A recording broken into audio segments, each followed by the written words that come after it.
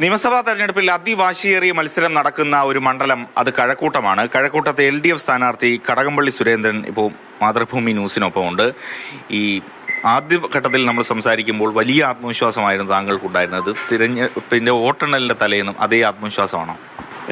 ഞാൻ ഈ ആദ്യം മുതൽ തന്നെ ആത്മവിശ്വാസം പ്രകടിപ്പിക്കുന്നതിൻ്റെ അടിസ്ഥാനം എന്ന് പറയുന്നത് കഴക്കൂട്ടത്തെ ജനങ്ങളുടെ മനസ്സറിയാവുന്നത് കൊണ്ടാണ്.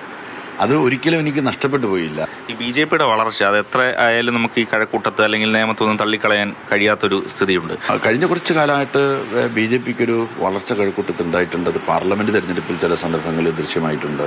പക്ഷെ നിയമസഭാ തെരഞ്ഞെടുപ്പിന്റെ ഘട്ടം വരുമ്പോൾ ചിത്രം മാറുന്നൊരു കാഴ്ചയാണ്. പിന്നെ ഇടതു മുന്നണിയുടെ സ്ഥാനാർത്ഥികൾ കെട്ടിയിറക്കുന്നവരല്ല, അല്ലെങ്കിൽ ഒരു 600 കാതം അല്ലെങ്കിൽ 600 കിലോമീറ്റർ അപ്പുറത്തുനിന്ന് വരുന്നവരല്ല. അവരെല്ലാം ഈ നാട്ടിൽ തന്നെ ജനിച്ചു വളർന്നവരാണ്. അപ്പോൾ ഒരു വിളിപ്പാടകലെ അവരുണ്ട്. ഈ ശബരിമല സ്വർണ്ണക്കൊള്ള വലിയ രീതിയിൽ പ്രചാരണത്തിൽ UDFും അതോടൊപ്പം BJPയും ഉയർത്തിക്കാട്ടിയിട്ടുണ്ട്. ശബരിമല സ്വർണ്ണക്കൊള്ള ജനങ്ങളുടെ മനസ്സിൽ ഒട്ടും ബാധിക്കില്ല എന്നൊന്നും ഞാൻ പറയുന്നില്ല. പക്ഷേ ജനങ്ങളത് വിശ്വസിക്കുന്നില്ല എന്നുള്ളത് യാഥാർത്ഥ്യമാണ്. അതിനകത്ത് എനിക്ക് യാതൊരു പങ്കുമില്ല. ധാർമ്മികമായിട്ട് ഉത്തരവാദിത്വം വേണമെങ്കിൽ എന്നിൽ ചാർത്താം, കുഴപ്പമില്ല. കാര്യം ആ ഒരു പർട്ടിക്കുലർ ഇൻസിഡന്റ് നടക്കുന്ന കാലത്ത് ഞാൻ ആ വകുപ്പിന്റെ മന്ത്രിയായി നമ്മുടെ സംസ്ഥാനത്തുണ്ടായിരുന്നു. യഥാർത്ഥ കൊള്ളക്കാരനായിട്ടുള്ള തന്ത്രിയിലേക്ക് ആ വിഷയം എത്തിയപ്പോൾ BJP എൻ്റെ വീട്ടിലേക്ക് മാർച്ച് നടത്തി. തന്ത്രി അറസ്റ്റ് ചെയ്ത SIT ആണ്. SITയുമായിട്ട് കൂടിയാലോചന നടത്തുന്നത് ബഹുമാനപ്പെട്ട ഹൈക്കോടതിയാണ്.